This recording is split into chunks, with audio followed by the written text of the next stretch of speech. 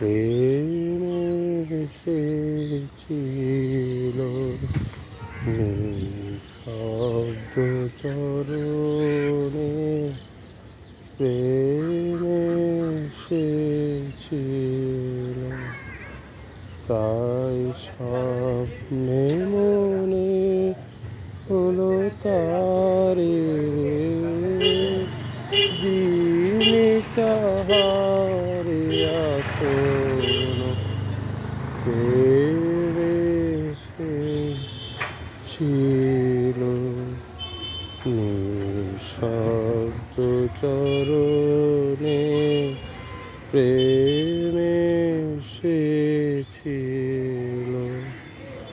তাই স্বপ্নে মনে হলো তারে, দিনে তাহারে আসন প্রেমে এসেছিল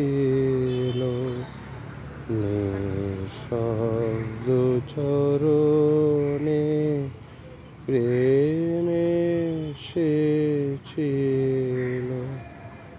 বিজয় নেবার তবে স্বপ্ন পারাবারে, বিদায় নেবার ক্ষণে স্বপ্ন পারাবারে, দূর পথে দীপ শিখা রক্তিম মরীচিকা, প্রেমে এসেছিল নিঃশব্দ চরণে, প্রেমে এসেছিল তাই স্বপ্নে মনে হলো তারে, দিনে তাহারে আসন প্রেমে এসেছিল নিঃশব্দ চরণে, প্রেমে এসেছিল। রবীন্দ্রনাথ কিছু সুন্দর সুন্দর অনেক সুর করে গেছে, সুন্দর সুন্দর, সেইগুলো নিয়ে আমরা খুব আনন্দেই থাকি। তার সুর করা গান গেয়ে আমাদের ভালো লাগে, আনন্দ লাগে।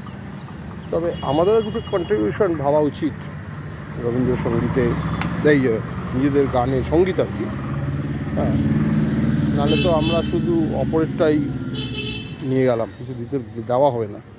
এক ধরনের ঋণ বলা যায় এটাকে, ঋণই হয়ে রইল। অপরের তৈরি জিনিস আমরা ভোগ করে আমরা সুখী হলাম, কিন্তু মানে অপর যেমন যে বিষয়ে